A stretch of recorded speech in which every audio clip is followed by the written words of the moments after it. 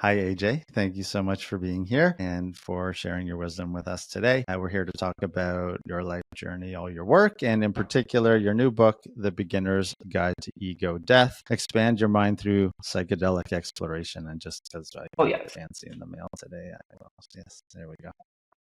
So proud. Yeah, you should be. Yeah.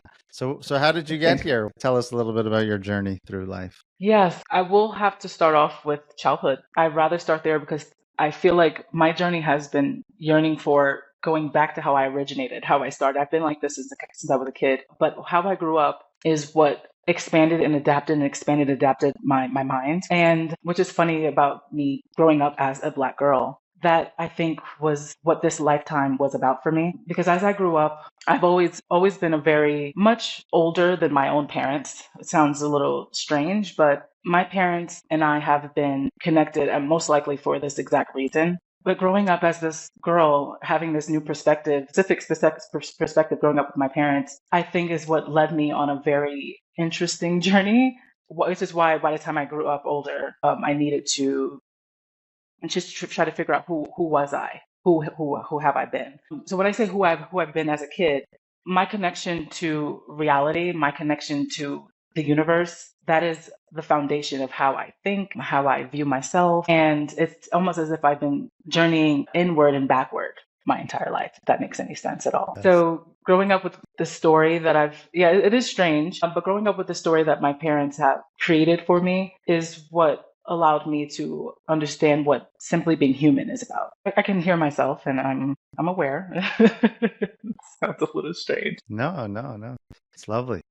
Um, Thank you. Yeah, I think I mentioned to you before we started recording, I was reading your blog about, you talked about, you always had some sense that there was more to, the status quo description of what it means to be a human being and what it means to be Right, a race or what it means to be a particular culture or wherever you're from, that kind of idea.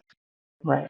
Yeah, and I guess I'm curious. I mean, we'll probably get into it in the topics in your book, but I guess how you disentangled yourself from the status quo. We are our skin color, we are our race or our ethnicity or our culture or our age or our labels. hmm Like I'm a jock or I'm an artist or I'm a Right. teacher or I guess I'm just, Yeah, there are the characters that we yeah. are entitled as we continue our journey. It's really funny how, I guess, my personal experience, I understand the entirety of how it's designed to be, but my personal experience and my own journey, I've always been, I guess you would have to say, like, had the philosopher's mind, and it didn't Hmm. fit. Hmm. So I personally just didn't fit into the world that I was, put Right, into. right, I didn't fit in with my friends. I mean, I know how to mask myself along with everyone, right. but no one seemed to care about the things that I cared about, talk about the things that I like to talk about. And I guess throughout the years, it became more obvious and hard to really deny that this is who I am versus what I'm expected to be, who I'm expected to be, Mm, and how I'm expected to talk and treat others and how I would like to even be treated. And even how even my voice, I think I was called an Oreo and things like that as a kid. I'm nothing like my own parents. So even within my own family, it's been this way. I was the sheep or the outcast of my family. And I think that as you go through puberty, things do tend to change a bit drastically, and my idea of self and identity, I guess I just really wanted to adapt along with society. And it didn't last very long. So it wasn't very difficult and really, it wasn't really long before this journey of understanding who I am just started.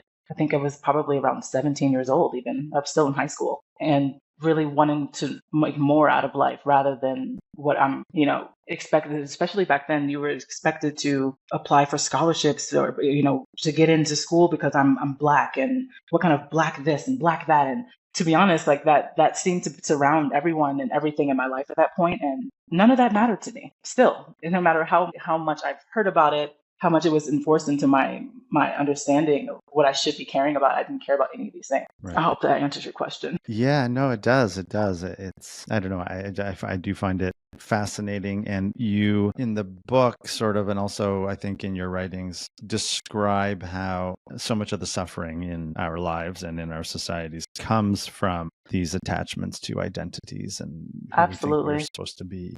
And so how did you, I guess, how did you get from, 17, 18 to where you are now? Oh boy, dealing with a lot of the relationships that I've been in, even from my family and friends. And I was in a relationship with a girl actually for a very long time. All of these relationships entangled what I cared about in life, meaning, like where I wanted to strive, what I wanted to strive for, what I wanted to do with my life, and me genuinely caring about people's perspective. That sounds very strange, but I really, really cared about my parents' perspective and their outtake and outlook on what they do with their lives and our relationships. That was very important to me. So I spent a lot of my time not really focusing on myself, but focusing on others. And I think that is how it really led me here. Because I figured out, it took me quite some time, about a decade, but it took me some time to realize that I have to focus on, if I am going to help anyone, help people who are attracted to this information to begin with. I do feel like I was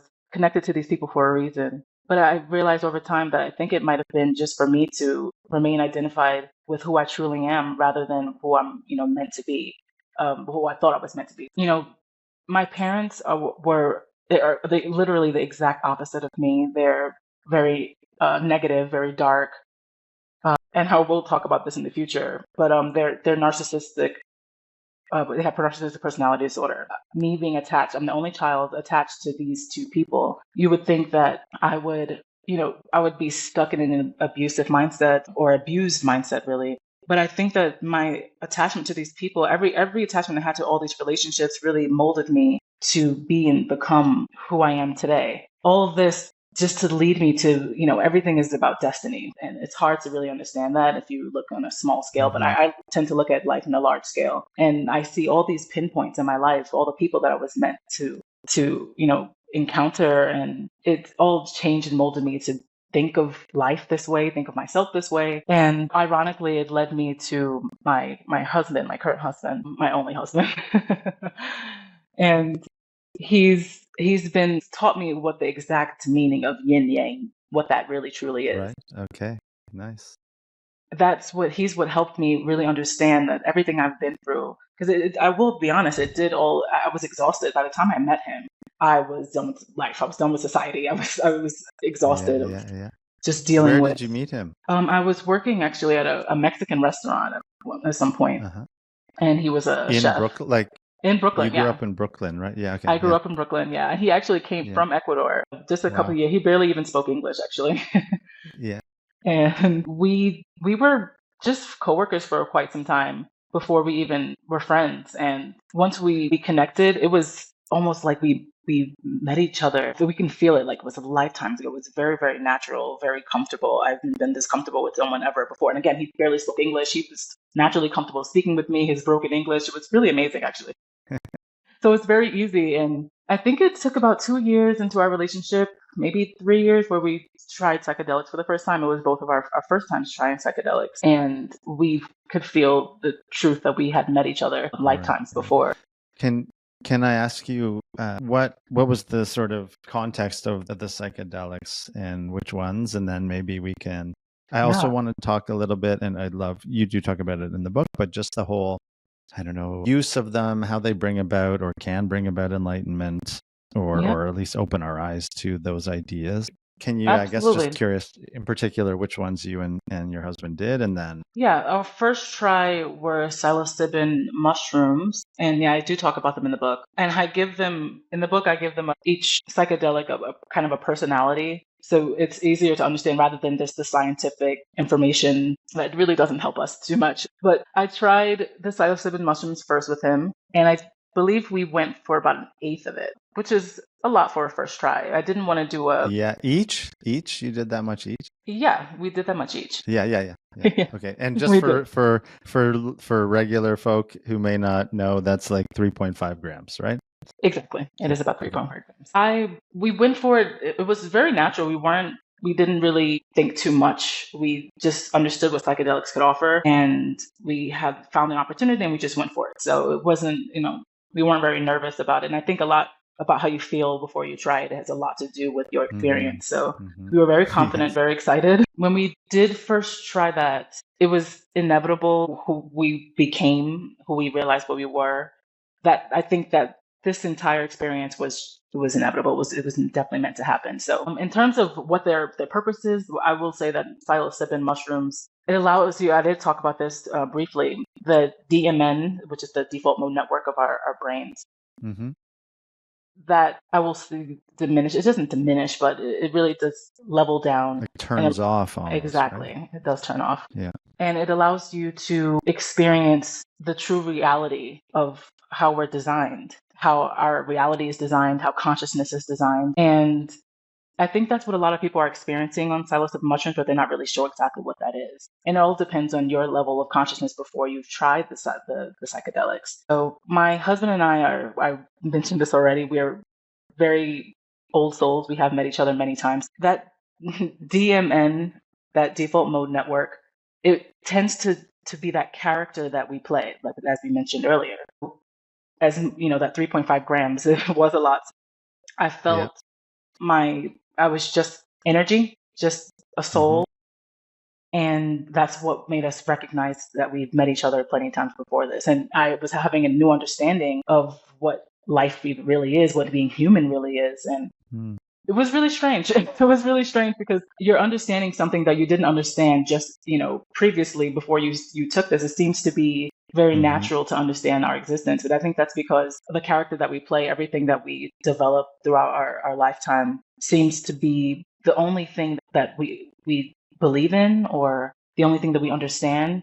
But once you experience existence for what it is, there's not really much to deny. There's not much to really, you know, to detect or even be curious about. Everything is what it is as you're experiencing it in that very moment. So that's Right. the best way I can describe what psychedelics do to you. Yeah. Not Yeah. just seriously psilocybin, just psychedelics entirely. Yeah.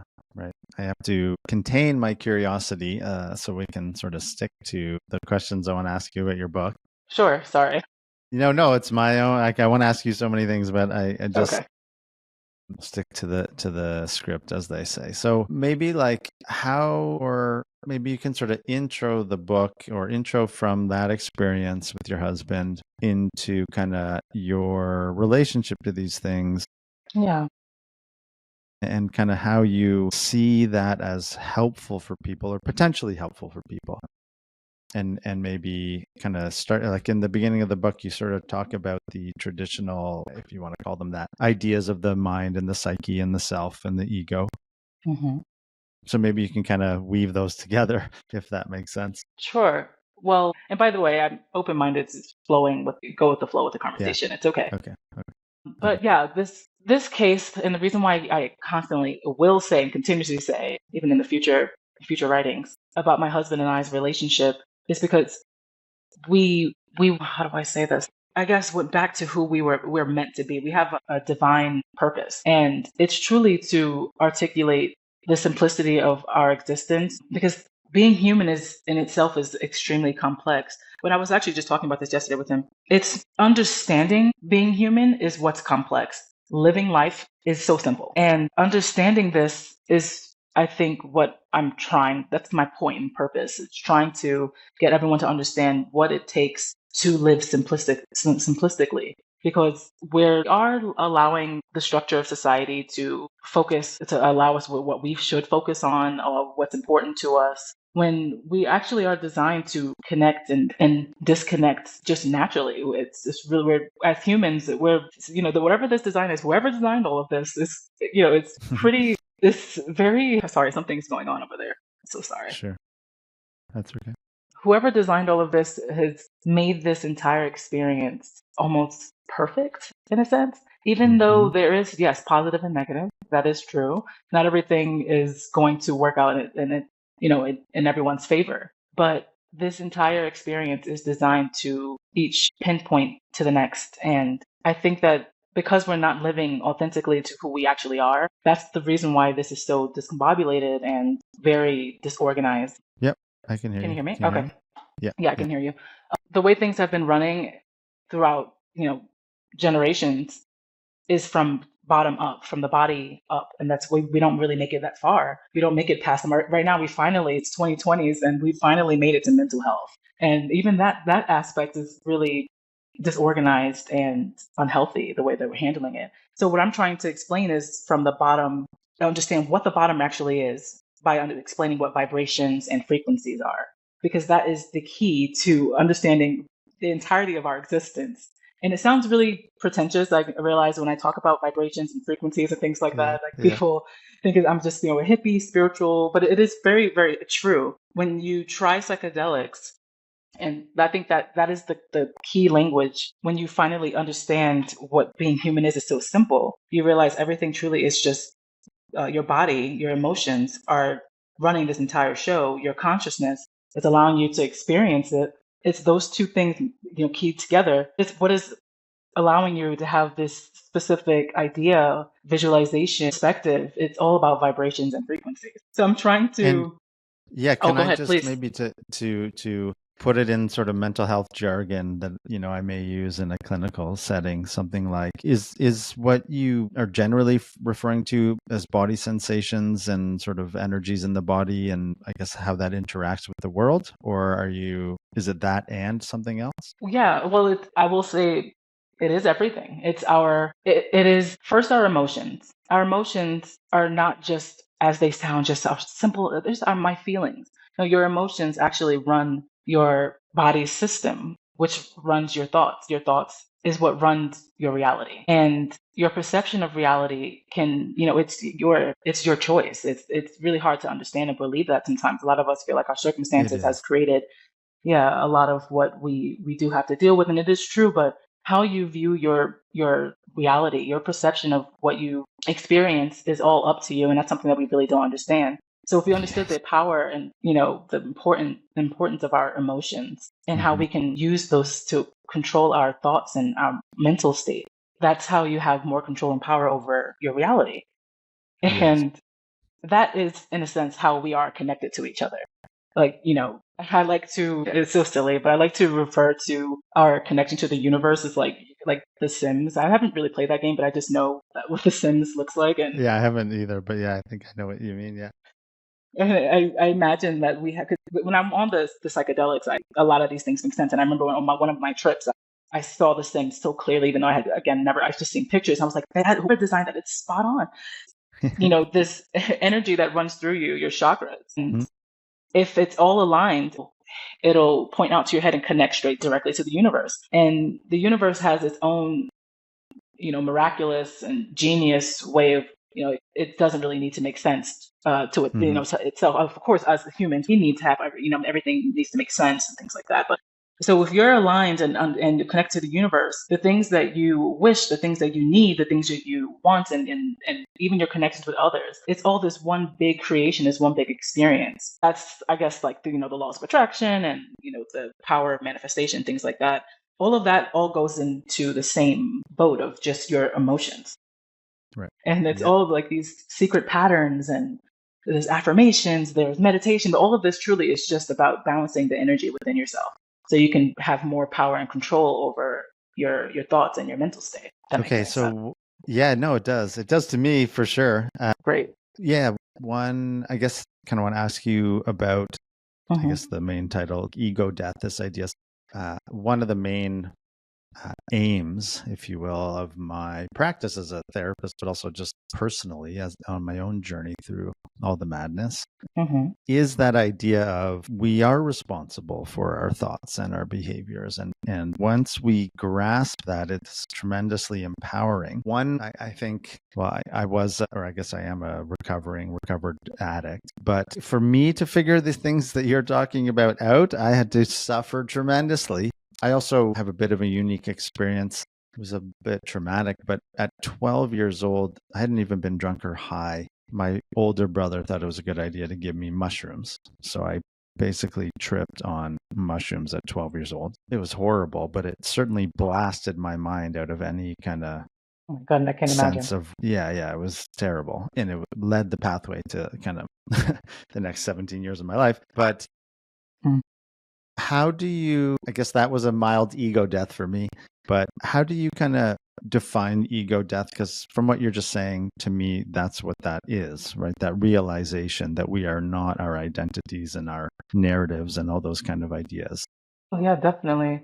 Yeah, and Yeah. How do you kind I'm of even think sorry to about hear that. the I'm sorry ego that death? you experienced it that way Thank and you. Yeah. Thank you. it Yeah. affected you this way. Oh man. Yeah, it was not good. I had many other more pleasant trips, but that one was, And it is even interesting you call that and refer to it as an ego death when it didn't change your perception of how you should lead your life, which is interesting. definitely not. Yeah, yeah, So yeah, yeah. my idea of what an ego death is, which is that what you're asking? What is my idea of an ego death? Is I'm Yeah, sorry. yeah, yeah, yeah, yeah. No, Um, but and sorry, hold on, I want to interrupt you because I've sure. actually maybe I've never heard someone put it that way, but it's absolutely right. So for me, what it did, it just entrenched this idea that I was like terribly uncomfortable in my own skin. And if I put something in my body, I could change how I felt. So it wasn't like it entrenched the ego, it entrenched my addictive personality. It like sort of opened the door to that as opposed to Right. freed me from its potential, Right. I You don't know, notice insights. what a substance how a substance can change your perception of self and reality, and it was interesting, and Yes, you liked it, yes, and that was yes, that's something. yes, Yeah. yes, yes, yeah. But it all for all the wrong reasons, you know. I see. Yeah, well, my idea of ego death definitely is different from Yeah, that because it really is yeah, about the detachment from the ego, and I yes, think that it kind of goes 360 back to the beginning of the conversation of understanding what the sense of self is, that character that you do play. Unfortunately, there is a lot of static and chaos in between that freedom and understanding that you even are a character to begin with. There is a lot attached to these characters, a lot of beliefs. And what I'm referring to is more than just religion and, race and gender. It's a lot to do with specific situations and scenarios that you've been through, even with people in relationships, how you've handled certain things. Every decision that we make is attached to a feeling, and that feeling kind of sets a stone in how you either are, how you believe or think, and how you act, and how you treat yourself, how you treat others. And it's almost like oh my goodness, I wish I could just transfer my mind yeah, sometimes. yeah, yeah, yeah, There's like an effect where, let's say that one specific scenario that happened 10, and that reaction has set stone in how you feel about this specific thing. And sometimes how we feel, that law of attraction will attract more things, people, scenarios, over and over again, without you understanding that that's what you're attracting. You may not even notice it because it may look a little different type of people, different scenarios, different locations, and you don't realize that you're repeating things based off of your emotions. And that ends up becoming the true identity of what you really are and how you're living your life.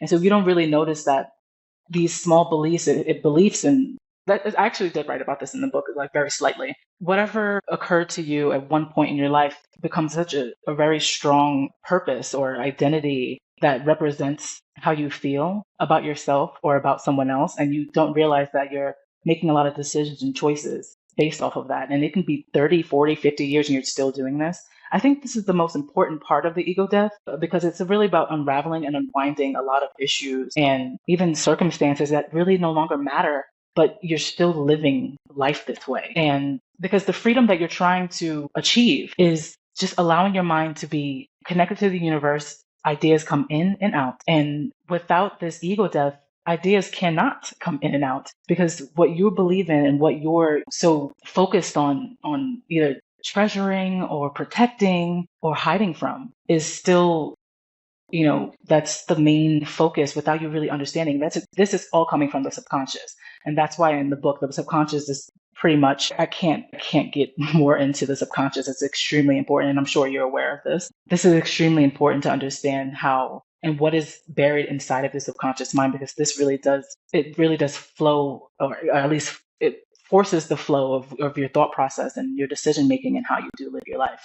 You don't realize that something from years ago or something that isn't important to you or you think is not important to you anymore is actually running your life. yeah. And how you sort of talk about, and this is often discussed in the world of psychedelics, and I think one of the famous, I don't know if it was a Harvard professor person or whatever, someone from the 60s had this sentence, something like, the psychedelics are the phone call, because you got to hang up Mm, the phone and go back into your life and integrate these things. And right. you sort of talk about that too in the book. And I guess I'm just curious, yeah, how do you help people understand that? How do you understand it yourself? And what are the things of, yeah, how do you Yeah, hang up the phone and carry the message and right. practice I the message, understand. I guess. Yeah, yeah. Yeah, well, the first step is to really understand how to deal with the journey on psychedelics because it is Mm-hmm. very Mm-hmm. temporary. So Yeah. that's one thing in the book. I'm trying to help people understand what they're experiencing and how to deal with what they're experiencing. So I do notice that a lot of people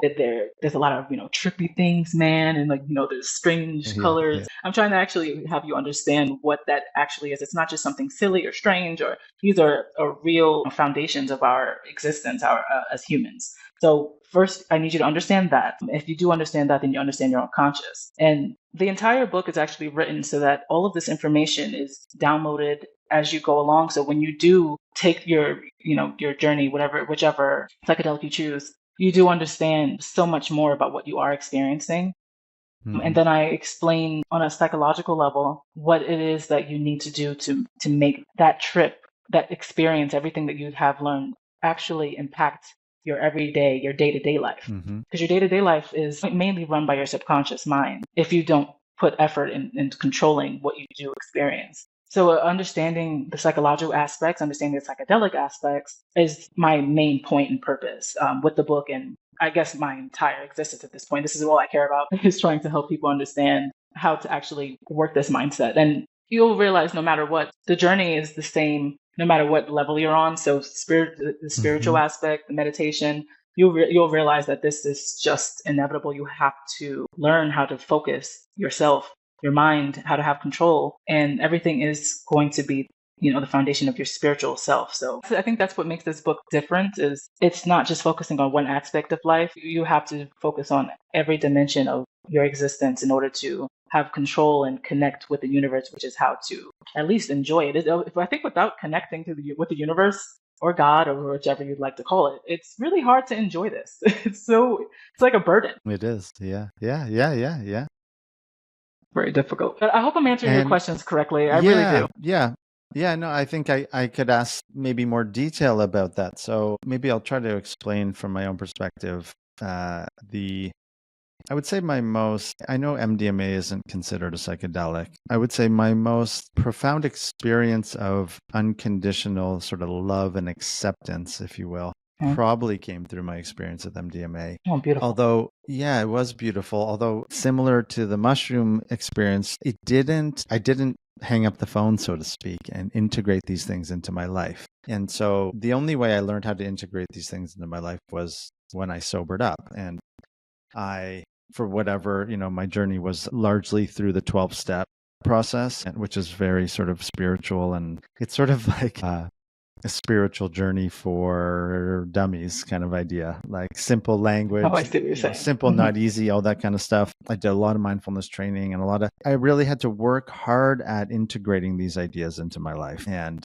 it came through prayer and meditation and my understanding of God or the universe, and community was a big part of it for me, for sure. Hmm. Then I sort of think when I work with clients who may or may not have psychedelic experiences, I guess just helping them connect to these ideas consistently over time. And maybe you write about it too in the book, the sort of, I'm going to try to weave in one other idea here, the non-dual meditation teachings. So when we let go of this sense of self or the ego, or realize that we're not this person inside our head, that can be scary for people. And so you do talk a little bit about how do people navigate that sort of sense of fear if they really do let go of their ego Yes, attachments, or whatever you want to call them. How do they navigate that? right. And how have you seen people There's perhaps, yeah, do it? this is probably one of the most difficult parts, actually. It's a good question. There's a portion of the book, a chapter where I focus on the philosophy of the soul. And I think that is the part where I'm trying to allow readers to connect with themselves and get them to understand who that version of themselves is. As you're reading this, as you're slowly either reading this in your own inner voice, you're imagining what my voice is as you're reading it.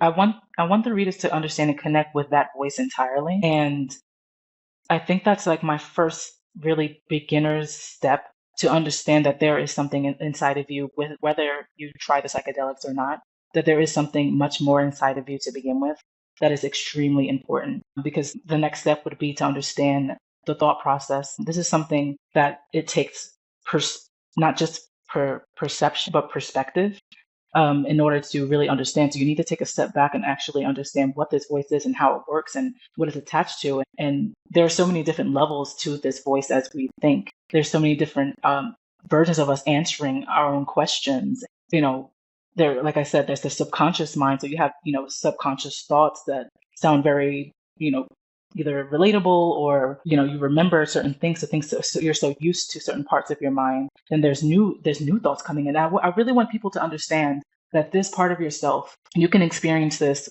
without the psychedelics. And I think that if you try, at least before you do attempt it, maybe it will be less fearful a little bit. I think that's the part that people do find really intimidating about psychedelics, or at least when they've already tried it, is understanding that there is so much more divine to their existence entirely, because we're so used to one perspective living through life. And when people elevate themselves on psychedelics, they're experiencing their third eye. And that's another thing that I do really try to explain to people, the importance of of psychedelics and how you can achieve understanding who your third eye is and how to use this and how it's working whether you understand it or not. So Yeah. this book is going to help you understand how to navigate it, and especially when you, as you mentioned, as you come down from the psychedelics, like how to, I guess, continue to use this power and understand, like, how it can help you, I guess, on your journey.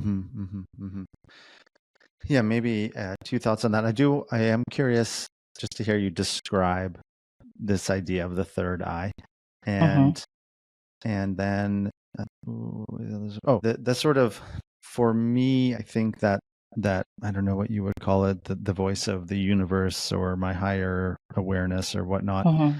for 15 years was sort of quietly talking to me in the background of like, this lifestyle is not healthy. What you're doing is not in alignment with, the best So possible kind fascinating. of behavior. Yeah. And I couldn't listen to it because I didn't really understand what it meant. And I just kept drowning it out with drugs and alcohol and other behaviors. And then, Mm-hmm. finally one day it finally had the table or whatever. It finally was allowed Mm-hmm. to be in the driver's seat. And so I think that sounds like kind of, and what that meant was like the healthier decisions became in control, so to speak. Not always, of course, but at least I was able to listen to that voice.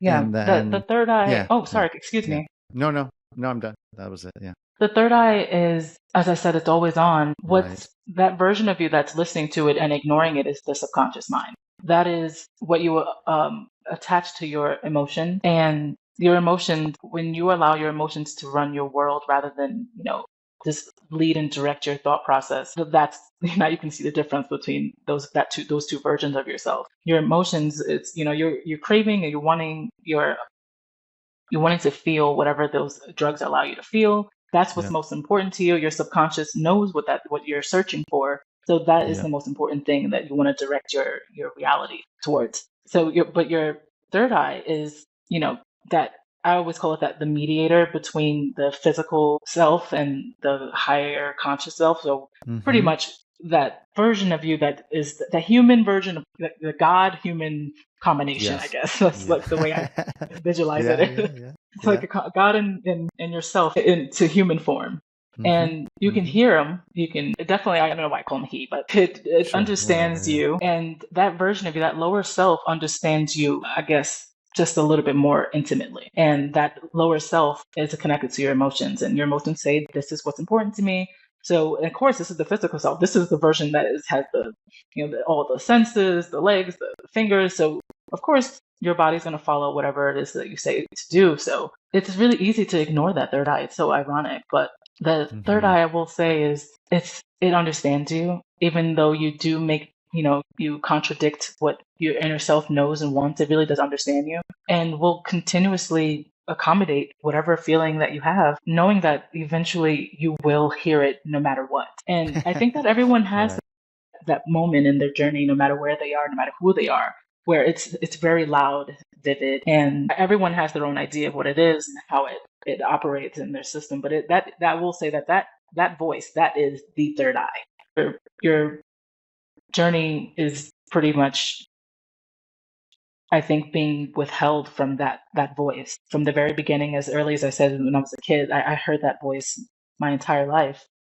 You can, it does have a different, so now you can see the difference. My like, imagine my 6-year-old self hearing that voice, this is what's right Yeah. and this is what's wrong. But then my Yeah. Yeah. parents treat me this certain way, my parents Right. tell me this certain thing, and I have, I could get hit really, really badly, and now my subconscious mind doesn't Mm-hmm. want to get hit again. So now I Mm-hmm. think, you know what, let me follow what they say and ignore that voice. And that's how I've been dealing with my childhood journey leading up to my divine journey. Is that that's Yeah. how they connected, is me understanding. There's a lot of things that I do need to let go of or ignore that voice, because that voice doesn't have what's the right mind. Ironically, it's funny. Yeah. Yeah. What's No, the that right was mind? sorry. I want to interrupt you there. That was such a lovely way to describe that. We are Hmm. born with that awareness or that consciousness, that Right. understanding, again, quote unquote, of what's right and what's wrong, and then we override it or we ignore it or we listen to it, whatever. But Hmm. I think that's what causes so much confusion in us too. Is we have the sense of what is right and wrong, yet our caregivers, those closest to us, our friends, society, etc., are all in contradict. Well, not always, right? But often Not contradict always. it. No, not Exactly. always. Yeah, for sure. And then, as you just described, then we override it to protect ourselves, right? Or to, Exactly.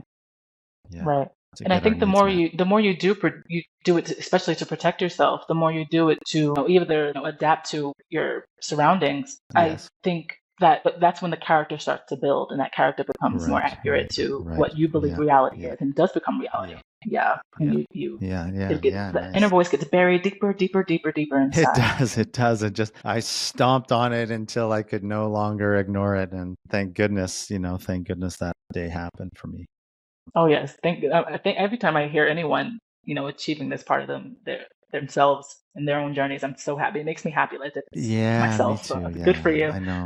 Yeah, and which is, when I started reading, I got a PDF of the book, and I was just reading through it and reading your blogs and stuff. It sort of, you do such a lovely job of articulating it all. Thank you. Yeah, I do yeah, think this no, is thank you. meant. It's just my purpose. I kid you Yeah, not. yeah, yeah, yeah. No doubt. Like it's clear. I mean, at least I Thank you. see it clear. I know you got to go soon. One thing which I think people, I guess it's helpful information for people to have. Can you just briefly explain the difference between, I've never done ayahuasca, I've done LSD and psilocybin. Can you describe the difference between the three? Oh yeah, of course. Just similarly to how I explained it in the book. As I said, I gave them personalities.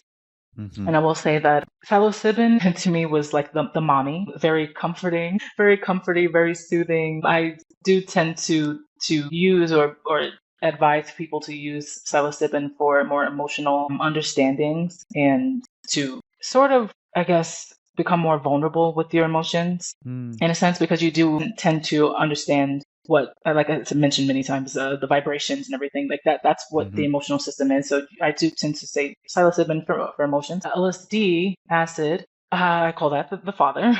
Okay. That one Yeah. was more hardcore when it comes to understanding dimensions of existence and sort of like the mechanics of our human existence. That one is, and when I say hardcore, I don't mean in a scary way, but meaning just the behind the scenes of what being human actually means and how the mind works, even how the brain works. That was very intense to understand that we're not just humans experiencing each other and being, burdens of reality. Like, no, this is a system that we're also a part of. And when it came to ayahuasca, I said that was definitely for the soul. That was something that I never thought I'd experience ever.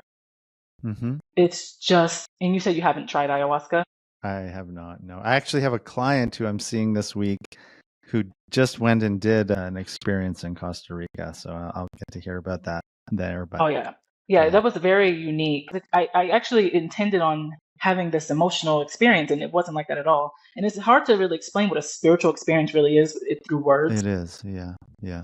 Yeah. But when I did go there, there were a lot of people who were in desperate need of transformation and change. They were possibly, I think, like 4 or 5 trips in. And it was my first time, and my husband and I were there together and having completely different experiences than everyone else. It was very strange. Even the shaman, he was very taken aback. He was I think we might have freaked him out because we were so calm Uh-huh. and everyone is throwing up and crying and going through all Yeah. these things. And my husband had an entire experience of how the civilizations of humanity was built. That's what he was eyes were open, and he was just having these memories of how civilization was built through time, even like mountains, everything. That's what he saw.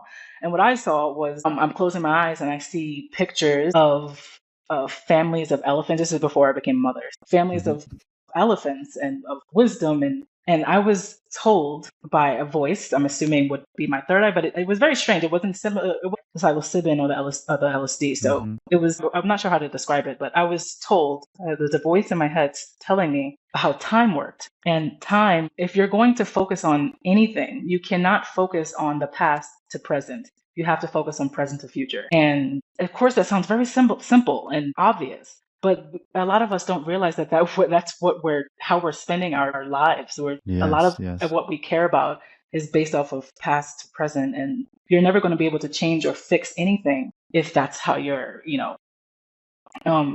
navigating your journey. And I was also told after that my journey was to share this information from this point forward. So don't do this with your family, don't do this with your friends, don't do this even with trying to explain yourself and your own story and your own experiences. You have to fix yourself. You have to allow yourself your consciousness to be free. So you can't just keep living through this character, and move forward so that this information can get out of your head and out into the world in the future. And as simple Yeah. as that. I'm Yeah. just sitting there Yeah. and I explain it to the shaman, and he's speechless, and he was very intimidated by us. It was very strange. I learned that there was a version of me that was awoken that night that I hadn't ever experienced, and had nothing to really do with my mind exactly. It was like a messenger or something that came through me through the ayahuasca. So I always say that that's just ayahuasca should be for the soul. And Hmm. I did explain in the book, if you're having a really difficult time with emotions and may have a really extreme trauma, you might have some really difficulties with connection with your higher self, your Right. mental. Right. Right. Yeah, I will say that ayahuasca is probably the best to start there because you do need to open up something from your heart and your soul first so you can experience it. Because I do think that psilocybin, even though it's very strong, it's very powerful. If you have a lot of fear of emotions entirely, which I have dealt with some people who were so broken, so hurt, and fearful of their own emotions, of any feeling from inside, they would shut down that experience, and they wouldn't allow themselves to really fully Right. experience the Right. Right. psilocybin and the LSD. Ayahuasca, I think, is a really great start if you are worried about where you are in your journey. If you're really fearful, you feel like you have a broken heart or you're disconnected from your mind. It is explained a little thoroughly in the book, but Yeah. Yeah. Yeah. And ayahuasca maybe is a just win. I can't help the litigation in my head of just like, and you do outline this clearly in the book, these things are meant to be used safely and properly and not Definitely. abused and all that kind of stuff. Yeah. Definitely. Which again, you clearly outline that in the book. Okay. I know sort of the time is ticking away here. So one thing I always kind of like to ask people is anything that we haven't discussed. It could be from the book, it could be from life, it could be from culture, society, the world, being a parent. I guess sort of what's on your mind lately. What are you interested in, or what kind of are you thinking about that maybe Oh, some that's so people funny. aren't thinking about or aren't talking about very much? Yeah. Well, what I'm talking about a lot lately is just my relationship, my very personal relationship with the universe slash God. I say both every time. I can't help it Yeah, me too. because Me too. Yeah, me too. it's funny because there's a dual perspective to everything that we are. So there's the Yeah. inner self and there's the outer self. Sometimes I think that personalizing the universe into God. Even a relationship I have with God, a person who understands me more than anyone does understand me. That's just how I love living my life at this point. I think it allows me to be very clear with myself. I think talking about my emotions, before it was all about journaling. Now, instead of journaling, I just talk to God Yeah. through any moment I Yeah. get. Yeah. And there's a version of me that like years ago I wouldn't even believe that this was me saying this. Yeah. Yeah. But Me too. Been right, there. it's so funny. Yeah. Yeah. Yeah. Am there. I shouldn't say been there. Am And it there. feels Yeah. great. It Yeah. feels it's It so does. It freeing. does. It is. Yeah. No matter what's important, I think, to me is understanding that this is happening either way. Your connection to the universe, your existence, the fact that you're breathing, your heart is pumping, you are alive. This is where you are. Whether you decide to believe in or ignore it or whatever it is, this is what's happening. So the fact that I feel connected to the universe, to God, I feel like I have more stabilizing thought processes. I feel steady in whatever emotion I'm going through, whether I'm stressed. I mean, being a mother, I'm exhausted. Sometimes it's difficult going from a daughter sometimes to a mother to a wife, and I'm playing all these different roles, and there's nothing I can do about that. So the idea that I feel so balanced because of this steady relationship this is what I want everyone to understand. Like, this is, if anything, no matter what you're going through, no matter where you are in your journey, this is your goal, people. This is your goal. This is how you actually are able to enjoy it, because now I'm able to enjoy being this daughter, which that's a whole other story. I wouldn't even bother. Being a daughter to narcissists is like another interesting story to share with you people. Being able to be a mother and a wife are relationships and characters that I actually get to enjoy and not feel overwhelmed by. I want everyone to understand how to do that for themselves. Yeah. Wow. That's That's it. beautiful. I was introduced to that through the 12-step stuff for sure. It's very Oh, clearly beautiful. stated in the steps. Something like, oh God, I can't believe I'm blanking on it. Basically, it's, oh my God, I've read this every day for That's so 13 years. funny. I'm like that Yeah, too. it's so funny. It's I'm the blanking. same way. The gist of it is like, having created a relationship with God as we understand God, Oh, that's which beautiful. helps people, I think. Yeah, because I think every time I said the word God for the first few years, I would sort of like almost want to vomit in my mouth because of my attachments and what I thought it meant. Yeah. Yeah, and just hearing you describe it in that way is really nice. And I hope people who do not have a relationship to that idea, may be a little more open to it, or just contemplate how it may. At least I don't know. contemplate it, please. Yeah. Yes. Very beautiful. Yes. Indeed. Thank you so much. This was an amazing Okay. conversation. Yeah. You Thank really you, are AJ. really great to talk to. Yeah, likewise. Thank you so much for your book and your work and everything you're doing. Thank you again. I wish you all the best. Likewise. Thank you so much. Okay, take care. I am very grateful that you watched to the end of this video. Please click one of the boxes to watch more of our content, and otherwise have a great day. Peace out.